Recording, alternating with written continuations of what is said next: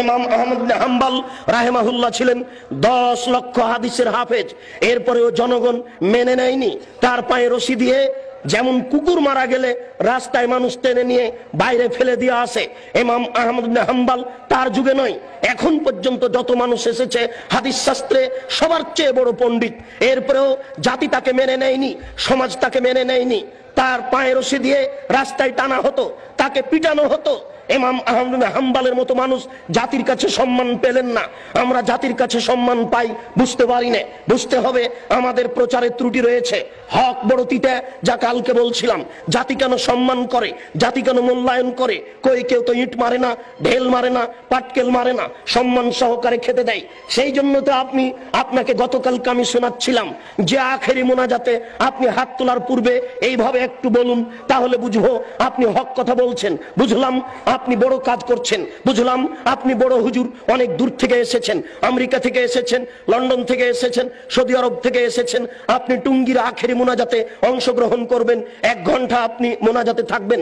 সারা পৃথিবীতে মানুষ টিভি চ্যানেলে আপনার মোনাজাতে অংশগ্রহণ করবে। সেই টুঙ্গি থেকে নিয়ে মতিঝিল পর্যন্ত মানুষ একাকার হয়ে আপনার মোনাজাতে অংশগ্রহণ করবে।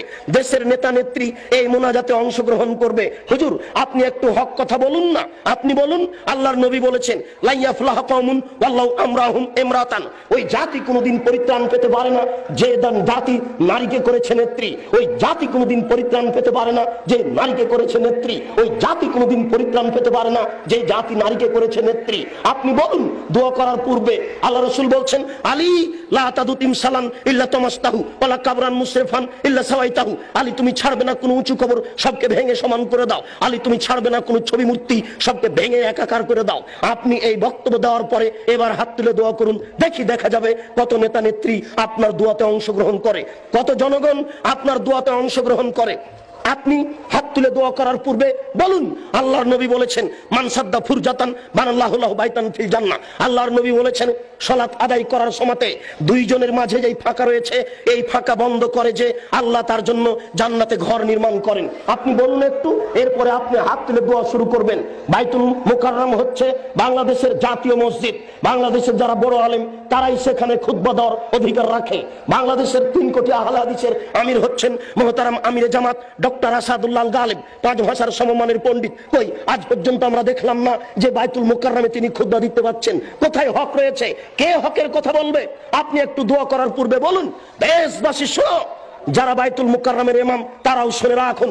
আল্লাহর নবী বলেছেন মান সাদ্দা ফুরজাতান বানাল্লাহু লাহু বাইতান ফিল জান্নাহ, যেই ব্যক্তি দুইজনের মাঝের ফাঁকা বন্ধ করবে তার জন্য আল্লাহ জান্নাতে ঘর নির্মাণ করবেন। আল্লাহর নবী বলছেন এই শুনো, আমি দেখতে পাচ্ছি দুইজনের ফাঁকা দিয়ে শয়তান প্রবেশ করছে। তিনি কত কিছু বললেন এই কাতারকে সুন্দর করে সারিবদ্ধ হয়ে প্রাচীরের মতো হয়ে দাঁড়ানোর জন্য। আর বাইতুল মুকাররমে গিয়ে দেখি, অন্যান্য মসজিদে গিয়ে দেখি একজন 1 হাত সামনে আছে, 1 হাত পিছনে আছে, কোন জায়গাতে 2 হাত ফাঁকা আছে, 5 হাত ফাঁকা আছে, এইভাবে সালাত শুরু হয়ে যাচ্ছে। কই আপনি তো একটু হাত তোলার পূর্বে এই কথা বলতে পারেন না? বলুন দেখি, হক বোঝা যাবে কাকে, আর বোঝা যাবে কত মানুষ আপনার এখানে বেশি হয় আর কম হয়।